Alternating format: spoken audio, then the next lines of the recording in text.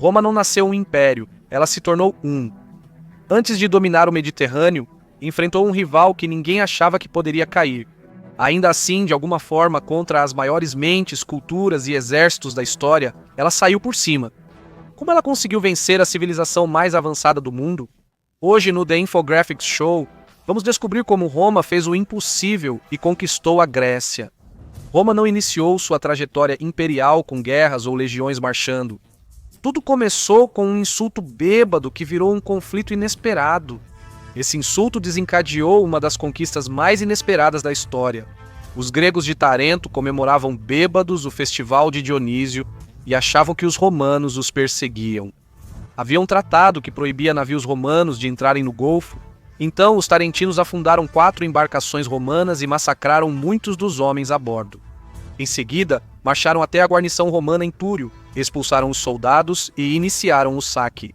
O Senado romano enviou emissários para exigir explicações pelo ataque, mas eles foram maltratados, o que era um grande insulto naquela época. Os emissários, com belas togas, falaram no palco e foram vaiados e chamados de bárbaros pelos tarentinos, que zombaram de suas roupas. Isso é importante, pois indica que os gregos se achavam superiores.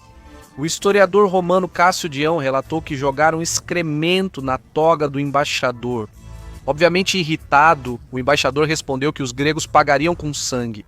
Os historiadores antigos eram tendenciosos e exageravam o drama, mas esse foi um ponto de virada na história.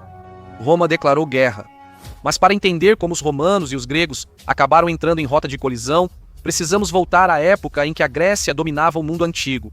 Quando Roma começou a pensar em se tornar um império, a Grécia já havia aperfeiçoado o modelo para o mundo ocidental. Mas isso não foi fácil.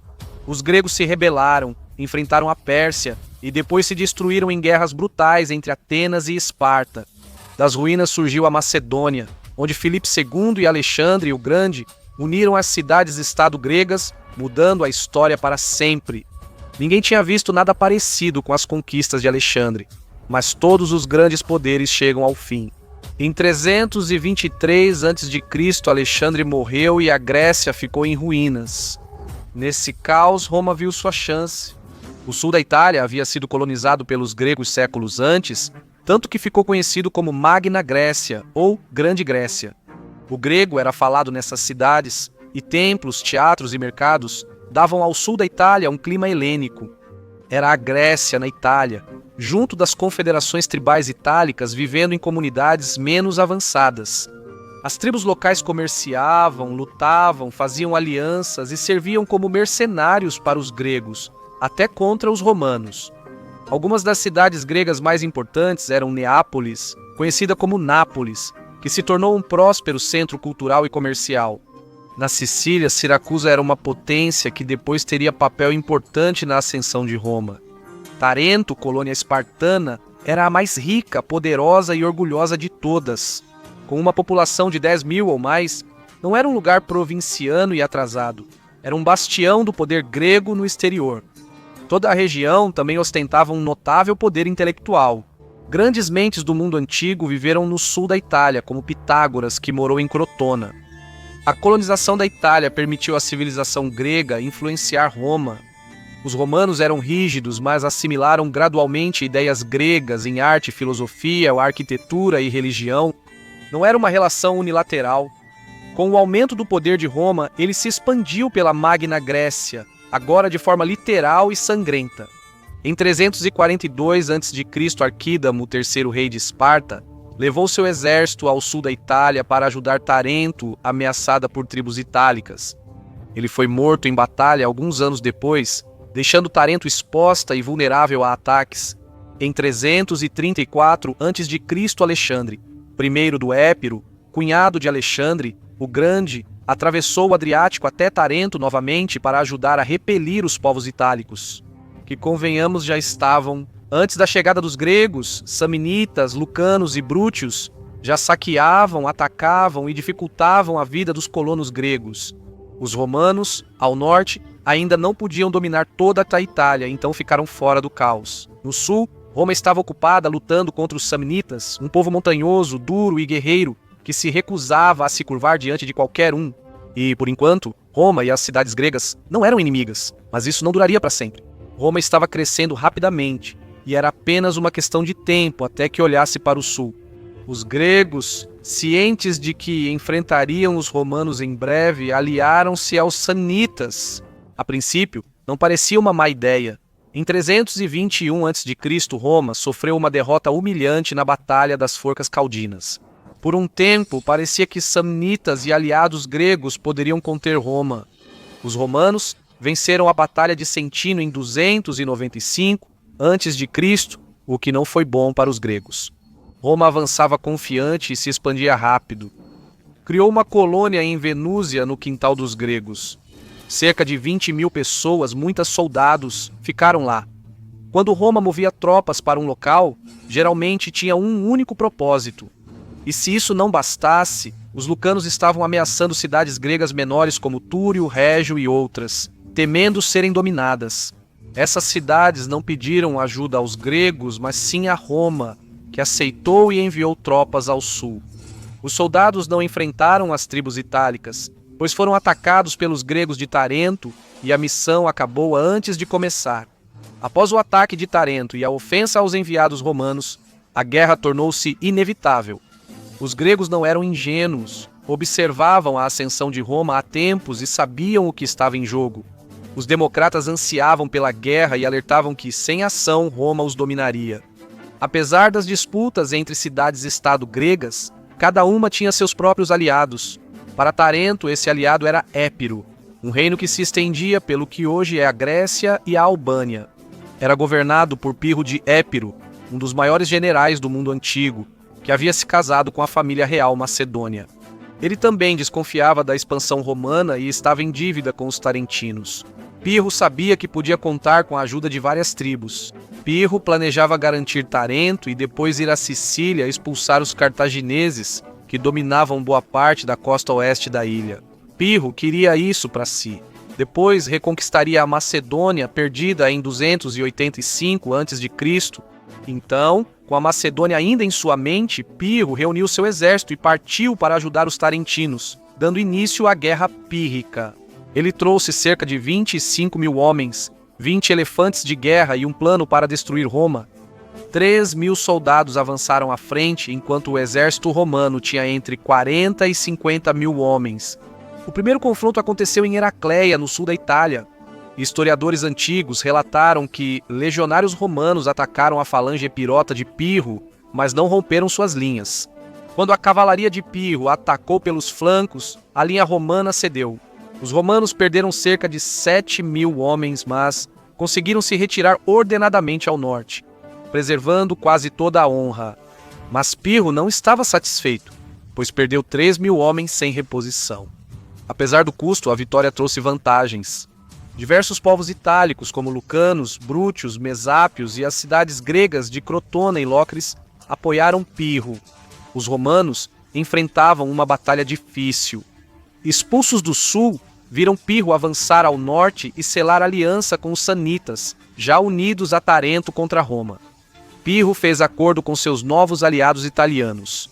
Se eles o ajudassem agora, ele ajudaria quando Roma viesse atrás deles. Mas Pirro não era exatamente um homem de palavra. A guerra estava longe de terminar. Na primavera de 279 a.C., Pirro avançou contra as colônias romanas de Lucéria e Venúzia, iniciando sua campanha.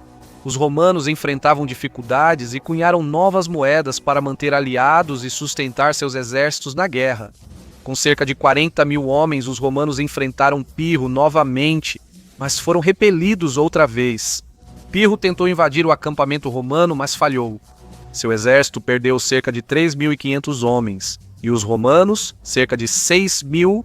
Esses números podem não parecer grandes hoje, mas eram devastadores do mundo antigo. Atenas, uma grande cidade, tinha só entre 360.000 e 610.000 habitantes, incluindo mulheres, crianças e escravos.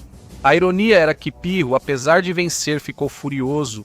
Ele havia sido ferido por uma lança, viu seu acampamento pegar fogo e então percebeu que a vitória podia se parecer muito com a derrota. Segundo a lenda, ele disse: "Se vencermos outra batalha contra os romanos, estaremos arruinados." Talvez fosse um humor sombrio, mas essa frase ficaria marcada na história.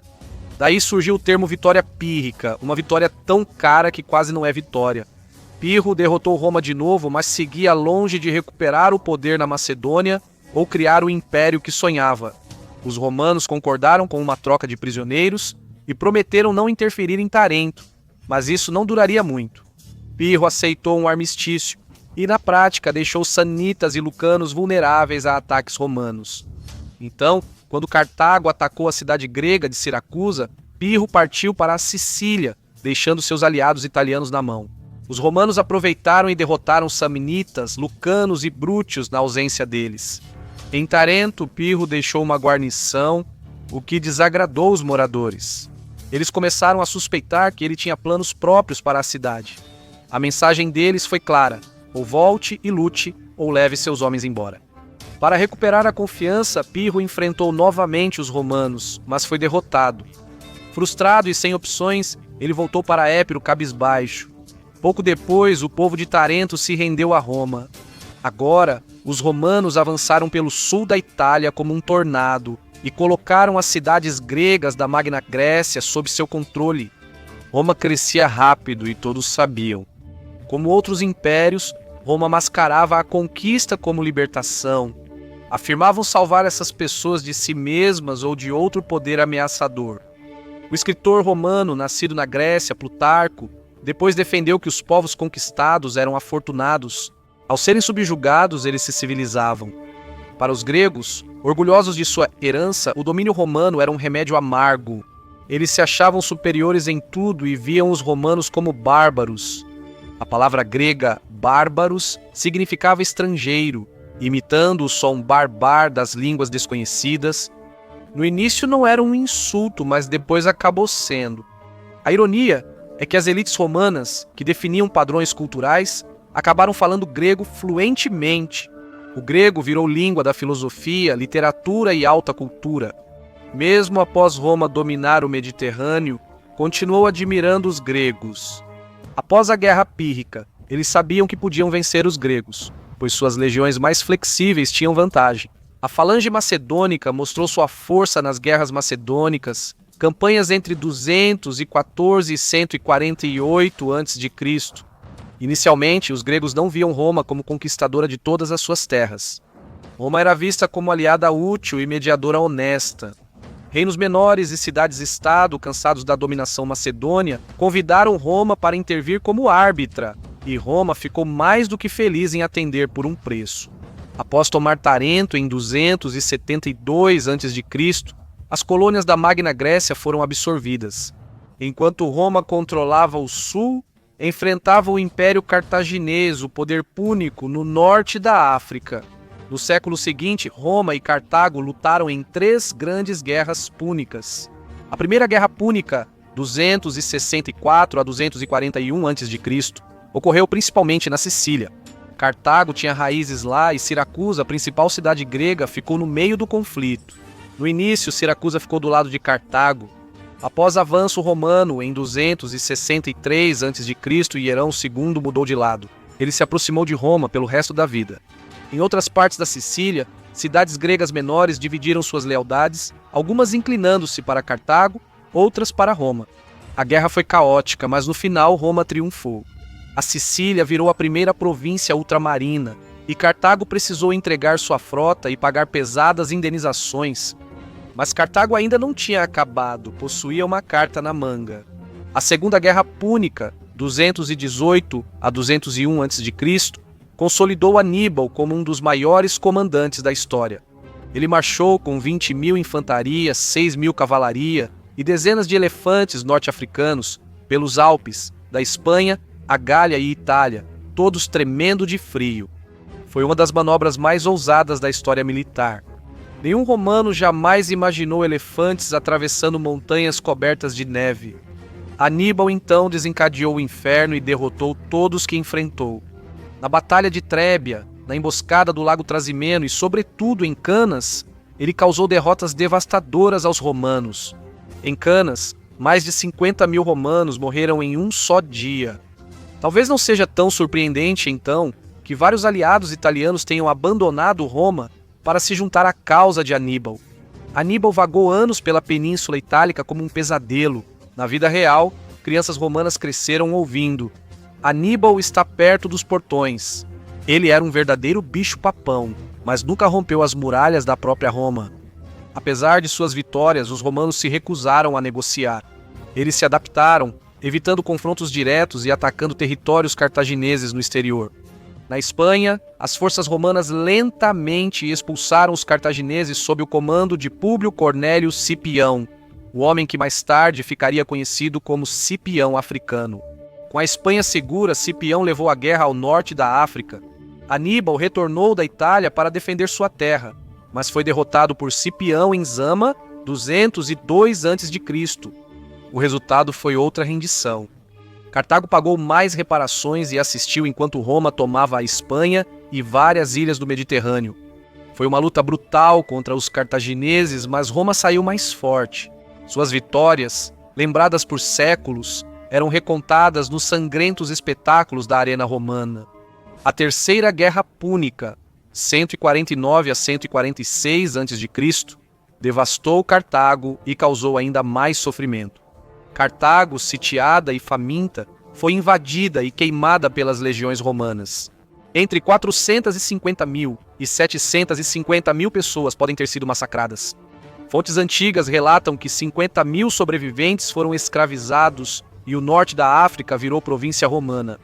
Roma era imparável, mas enquanto essas guerras seguiam, ainda enfrentava os gregos, uma civilização de onde também viriam muitos escravos, até pensadores brilhantes que ensinariam filhos da elite romana.